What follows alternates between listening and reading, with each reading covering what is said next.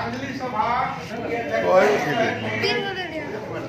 अर्जुन यादव जी मंच पर उपस्थित जनवादी लेखक संघ के मंत्री कॉमरेड मार्कंडेय दीक्षित जी, डॉक्टर दयानंद जी, वकील साहब, भाजपा माले के पांडे जी, सीपीवाई के साहब हैं, दुबे जी, और उपस्थित साथियों और परिवार की महिलाएं।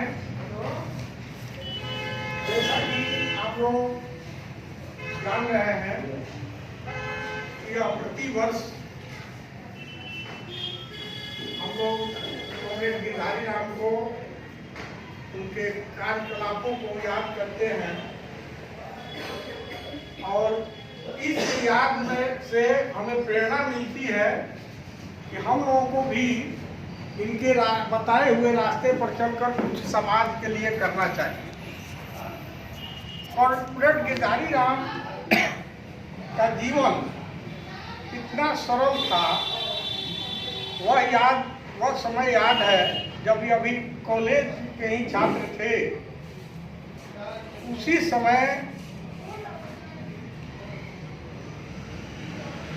65 के आसपास की बात है। कॉमरेड शेर सिंह जो यूपी के रहने वाले थे, लेकिन उनका कार्य क्षेत्र पूरा ये क्षेत्र था मैरवा से लेकर के, और वहीं इस क्षेत्र में कम्युनिस्ट पार्टी के स्थापना में अपना योगदान कर रहे थे। उस समय उनको एक नौजवान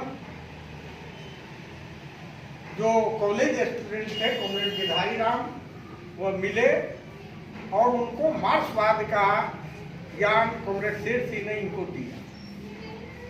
और यह भी उनके बताए हुए सिद्धांत पर चल करके अपना, उस समय का जमाना था जिस समय यदि यह चाहते तो सरकारी नौकरी में बहुत दूर तक जा सकते थे। इनके साथी पढ़ने वाले लोग बहुत बड़े बड़े अफसर हुए, मैं जानता हूँ। इनके बैक बेंचर भी अफसर हो गए थे। जिस समाज से आते थे ये बहुत ऊंचाई तक जा सकते थे, लेकिन उन्होंने समाज सेवा का अपना मार्ग चुना और दबे कुचले जो दलित, शोषित, पीड़ित जो जनता है, उनके दुख दर्दों को देख करके इन्होंने कम्युनिस्ट पार्टी का झंडा थाम दिया। उस समय पूरे आगे आ जाइए राज्य में पार्टी एक थी, यूनाइटेड पार्टी थी, और उसी समय से ये पार्टी के मेंबर हो गए। और संजोग भी ऐसा बना कि जब 1967 का चुनाव आया तो कॉमरेड गणेश शंकर विद्यार्थी के नेतृत्व में, उनके सहयोग से इन्हें चुनाव में उतारा गया। सोशलिस्टों से मिल करके एक मोर्चा बना था सोशलिस्ट और कम्युनिस्ट पार्टियों का, और उस चुनाव में कांग्रेस की हार हुई थी और 67 में ये हमारे साथी जीत कर रहे। इस तरह से इनकी ईमानदारी और इस सब का बहुत चर्चाएं होती है। एक और घटना याद आती है, जब महामाया बाबू की सरकार बनी तो कांग्रेसियों ने उनकी सरकार को गिराने के लिए हर कोशिश किया उस समय, और इनको भी पैसे का प्रलोभन दिया गया था कि आप पैसा ले लीजिए और जिस दिन वोटिंग हो उस दिन आप सदन में नहीं जाएंगे। लेकिन इन्होंने लात मार दिया था उस पैसे को। उस समय की राशि बहुत अधिक थी। ये उनकी ईमानदारी का एक परिचय। और कॉमरेड गिरधारी राम ने कहा कि मैं टूट जाऊंगा तो टूट जाऊंगा, झुकूंगा नहीं, अपने सिद्धांत के प्रति मैं वफादार हूँ और इन पैसों पर मैं टिकने वाला नहीं हूँ। और ये सदन में गए और सरकार मैंने, हालांकि सरकार बची नहीं थी। तो इस तरह से इनके चर्चे थे।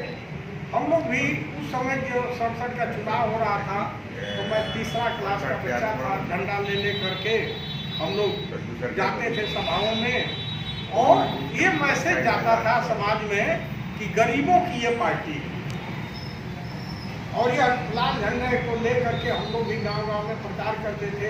हमारा गांव तो सामंती गांव था, वहाँ प्रचार भी होने नहीं दिया जाता था, फिर भी बच्चे के रूप में हम लोग हर घर में जा करके प्रचार करते थे।